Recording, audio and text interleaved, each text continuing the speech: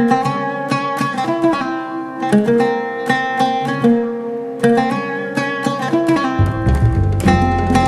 que c'est un mot spécifique, original? L'originalité de ce livre, c'est je voulais montrer un petit peu le patrimoine du littoral algérien et de la Méditerranée, qui est un patrimoine qui est un petit peu, je dirais, un petit peu méconnu par la population algérienne, par tout court, par tous les Algériens.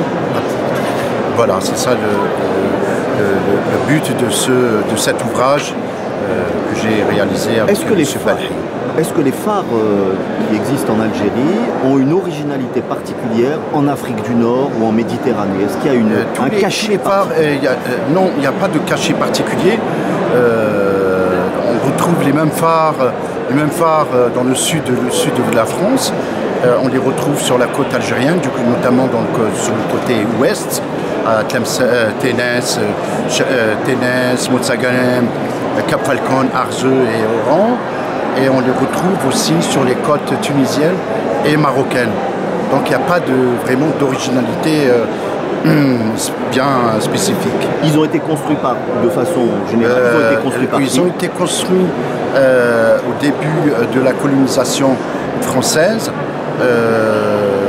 C'est pour faciliter un petit peu le débarquement de la colonie des patrouilles françaises coloniales sur les côtes algériennes pour mater un petit peu, pas un petit peu, mais pour mater l'insurrection d'Emir Abdelkader et Moukarani. Donc ils ont construit ces phares pour pouvoir débarquer et faire débarquer les troupes coloniales. Après l'indépendance, à partir de 62, est-ce qu'il y a des phares qui, de votre point de vue, que vous avez observé, ont un cachet particulier? Certains phares, oui, il y a celui de l'Amirauté. Maintenant, il est il est sur un site militaire, donc il est fermé. Il appartient à l'armée algérienne, à la marine. Et vous avez celui qui a un cachet bien spécifique. D'ailleurs, c'est lui le musée des phares en Algérie, c'est celui de Ain Baniyan qui se trouve à l'ouest d'Alger. Alors, quelques questions rapides. Le plus beau, de votre point de vue, le plus beau? Le plus beau, c'est celui de Ain Naba, que j'estime que c'est le plus beau.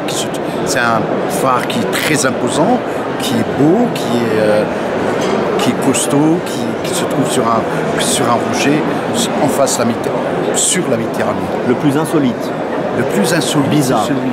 Il n'est pas bizarre, c'est celui sur la couverture du livre, c'est un petit îlot qui se trouve à 100 mètres du rivage sur la côte d'Arzou. Le plus vieux? Le plus vieux, c'est celui de Ténès, qui a été construit en 1861, qui se trouve à l'est de Ténès, qui s'appelle le phare de Sidi Marouane. Est-ce qu'on peut en visiter certains? Non.